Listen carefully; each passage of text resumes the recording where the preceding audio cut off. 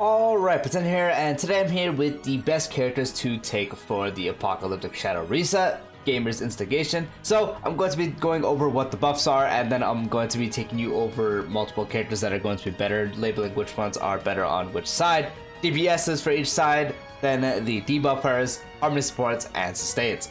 Do note this video is going to be extremely fast paced, giving you general info and just ideas to use. So strap in, pay attention, and let's get into it. Before I get into the video, drop a like, drop a sub, hit the bell for more videos like this, and let's get straight into it. So first, taking a look at the buffs, as we do have the enemy with Steadfast Safeguard is broken, advances all allies' action and recovers all skill points, increases the follow-up attack damage taken by all enemies, and increases ultimate damage taken by 15%. Oh, I wonder who this is for. Looking at the weaknesses, both wind. Oh, I wonder who this is for. But then we have the other weaknesses, so you can sort of give ideas. So taking a look at the first half buffs, we have follow-up attacks of characters that ignore 15% of the target's all-type res and can reduce the toughness of targets that do not have the corresponding weakness, with the effect being equivalent to 50% of the original toughness reduction from abilities. So this helps being follow-up attacks, making them rainbow characters, but you still obviously want to have corresponding weaknesses so you can get the full effect rather than just the half effect, unless you do end up having no other options. Character's ice damage out increases by 55%, and last one, when an ally breaks an enemy target's weakness, advances their action forward by 15% and can trigger a max of 1 time per turn. And as for the second half, we have when characters attack weakness broken enemies, all dots currently applied to enemies immediately deal damage equal to 60% of the original damage, so dot is very valuable in this. Can trigger a max of 1 time per turn. After defeating enemy targets, increases break damage taken by all enemies by 5% to a maximum of 5 stacks, and will also take effect on new enemies when entering battlefield. And the last one increases the crit damage dealt by ultimate damage by 30%, with an additional increase of 30% against targets who are weakness broken. So first, going over DPSs that will be good on each side. So it's no surprise Firefly is going to be good on either side, as she is able to implant fire weakness and just deal a bunch of damage, so building a team around them is going to be really good. It's easier on the second half thanks to the fact that they already have fire weakness, so you can do the full thing, but the first one you can just implant fire weakness, so you could just take her and absolutely shred through them. Firefly is a very good option. Boot Heal is another fantastic option thanks to the fact that he is a single target god and is also able to implant fire weakness through the ultimate. So for similar reasons with Firefly, you're able to take him on either half. He's going to perform better on the first one because he already has physical weakness. The only problem with the first half is the dice might become an issue, so you're going to have to play around that. But outside of that, he's going to work very good. And against Feixiao, he can just implant and absolutely shred as well. So he's another very good option. And if you remember, I was saying to no surprise, Feixiao is going to absolutely destroy this Apocalyptic Shadow. Being wind, having the follow-up attacks, just being able to use everything that is available to her from this reset. Skill being able to proc the talent's follow-up attack, having a bunch of multipliers, very high multipliers, and the ultimate being able to reduce regardless of the weakness type, which won't matter because they're both weak to wind. So regardless of which half you take her and build a team around, she is going to absolutely destroy them, being able to do more damage to when they have the toughest bar active and also when they are weakness broken. Having the ultimate also be considered a follow-up attack, making use of all the effects, is going to be extremely good, getting bonuses off that. So building a team around her, regardless of which half you take, is going to be very powerful. So Feixiao is the best option you can use.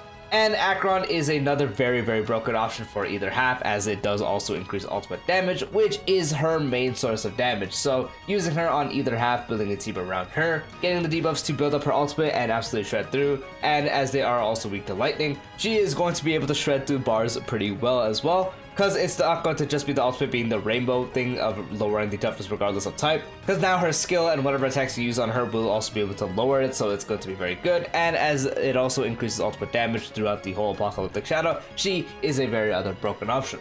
Now going over the first half, a great option thanks to the ice buff is going to be Jiaoqiu, as Aventurine boss is weak to ice, and you can get that ice buff, being able to transform and deal a bunch of damage, being able to attack a lot with a proper team. You're going to be able to deal a lot of damage and again shred through the bar, as she is able to deal the toughness reduction, because you mainly want to be matched the toughnesses, so as she is one of the only ice DPSs available to us right now, she is another option you can use. Yunli is another very good option, being able to have the ultimate with Intimate Cold deal a bunch of damage, hitting a bunch of times, and also being AoE, so anything summoned with the dice and all that kind of stuff is going to be extremely powerful. And once again, her damage output is insane. You're going to be able to shred when it's only Aventurine and no dice, because again, the ultimate hits multiple times, especially if you do time the Intimate Cult, which is the whole thing you want to be doing. Getting Intimate Cult is going to be very good. And if you do mess up, you do have the safety net of when you get slashed, the next one will be replaced by Cole, so you can have that safety net. And the teams you can build around her with also being a follow-up attack, so she's able to make use of the buffs,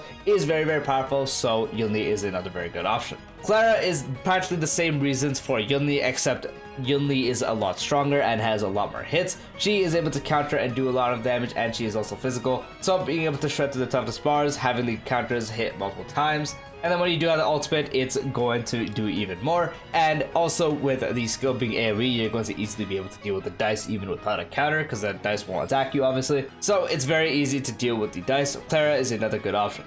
Now more on the second half, as they are having a buff to where dots can actually work. Kafka being the dot enabler is a no-brainer good option, and also the boss being weak to lightning. You're able to definitely build a dot team around Kafka, or just use Kafka in general, as she's able to immediately proc dots thanks to what her kit does. And also being able to inflict her own dot, also having a follow-up attack, so being able to make use of the increased damage is nice. So Kafka is another very, very good option.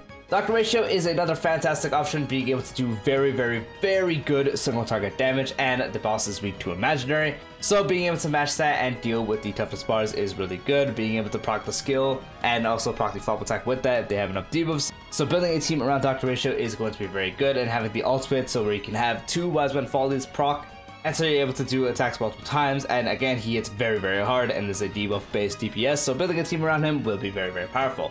Topaz, I want to say, is better on the second half thanks to the innate fire weakness. You are able to use her on both halves, but I wanted to mainly put her on the second half because she will be a lot better there, because she's now able to lower the toughness of the enemy as well. With the first half buff, you're able to lower it regardless, but having the innate fire weakness is just going to be a lot better, and you're going to be able to shred through weakness bars faster, which is what you want to do in Apocalyptic Shadow. So running her on the second half is going to be a lot better with another follow-up character to have a full follow-up attack team.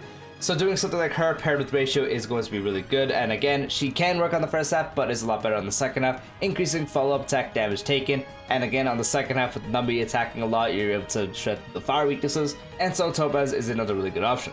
As for some debuffers, so this debuffer section is kind of depending on your own team. I'm just going to list you some debuffers that are going to be really good, and it's going to depend on the team you take them on. So Jiaoqiu is going to be really good with someone like Acheron, for example, thanks to the fact that he has Ash and Rose. Being able to inflict ultimate vulnerability, he will work better on the second half thanks to the innate fire weakness, so he's able to actually lower fire toughness as well, making them take more damage, so someone like your Acheron can deal a lot more. And if you have the E2, you can just run him on a dot team thanks to him being a very, very good dot character at E2. And then having very easy uptime on the ultimate, so anytime someone takes action in Apocalyptic Shadow, which the enemies are really fast, you're going to be able to generate stacks a lot for your Acheron. And even if you're not using him with Acheron, the ultimate vulnerability, depending on the team you're taking, is very good. The innate vulnerability, he's just a very good debuffer you can use. Black Swan is another very, very, very, very good debuffer. You can take her mainly with Kafka on the second half, or you could also just take her with Acheron. And she does have the Arcana, and also mainly for the fact that she's able to defense shred on the skill,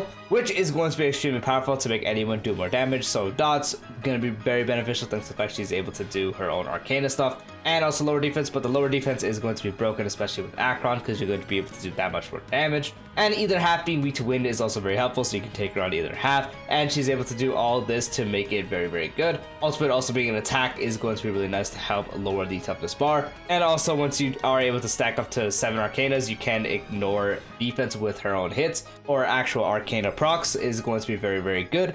So she is mainly better with the dot team, but with Acheron she is still very, very good, so Black Swan is another really good option. Pela, you're mostly going to be using with someone like Acheron, mainly just thanks to the fact that you're able to get a very big defense shred of 40% with Exposed.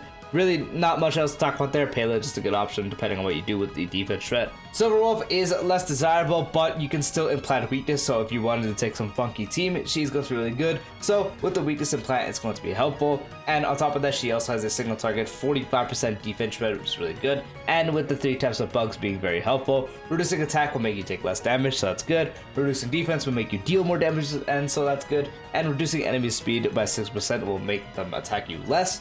So all those type of bugs are very good. So everything she can do, and especially with implanted weakness, can be very, very good. So Silver Wolf is another good option. As for the Hermes support, no shocker, Robin is going to be the best one, as this one is mainly based on follow-up attacks, and as she is the other queen of supports. being able to give everyone damage dealt, everyone another turn, which is going to be very good because you're able to lower the toughness bars further by gaining another turn to attack more, having additional physical damage and buffing the hell out of everyone's attack, giving everyone crit damage, and then if you are running with follow-up attack characters, being able to have the follow-up attacks of your allies deal additional 25% crit damage. Everything she provides is going to be really good, and once again, the action forward for your entire team is going to let them attack more, so you can lower toughness even faster.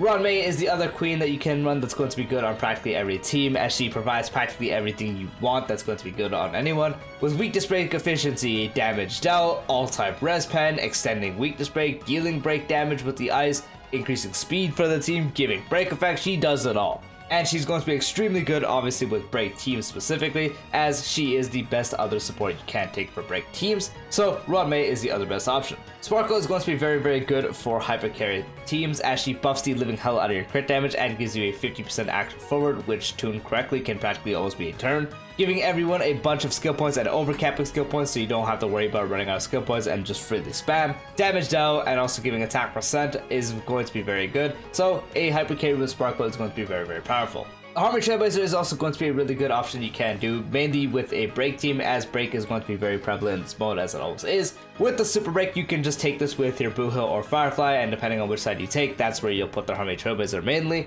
And gaining the super break effect that the Harmony Trailblazer provides is going to help you shred, so depending on the team, which is going to be the break team, you just slap on Harmony Trailblazer, making them a very good option. And similar to Sparkle, Bronya is going to be a really good option. Giving you a full turn and dispelling a debuff is going to be really good, and giving that ally a 66% damage increase. And then the ultimate giving everyone attack percent and also increasing crit damage.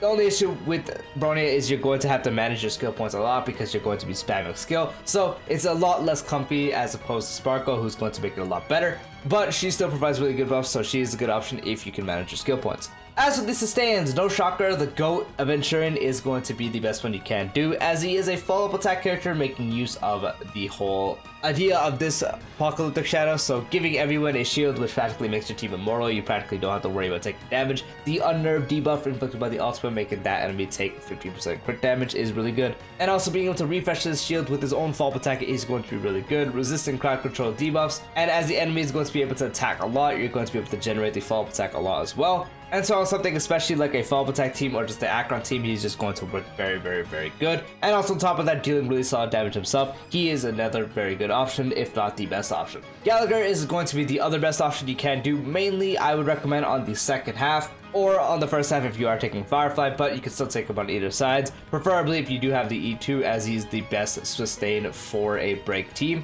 So him being able to sustain you enough, and with the E2 getting a cleanse, having the ultimate action to attack and making enemies take 12% increase break damage if they're on the Basan state, and also gaining the action advance and having the enhanced basic attack so you can do more damage and lower the toughness bar if you are on the second half or if you implant fire weakness, making Gallagher a really good option. Wopo is going to be another very good option, as she is able to heal you a lot and also make it to where you don't have to worry about dying. The debuffs and how her kit works is very, very good, and especially because she's able to provide you a bunch of attack percent, hold 40%, and also recover 20% of respective max energy for your entire team. So all that healing, and on top of that practically being a harmony buffer, is a very, very good thing, making Ho-Ho another very good option. And Fushuan is another really good option, as she increases everyone's max HP based off her own and gives you 12% crit rate, which is going to obviously help you crit more, so that's going to be very good. On top of that, being able to heal with her ultimate and obviously mitigate damage taken by her team and direct it towards her, and when she falls below half,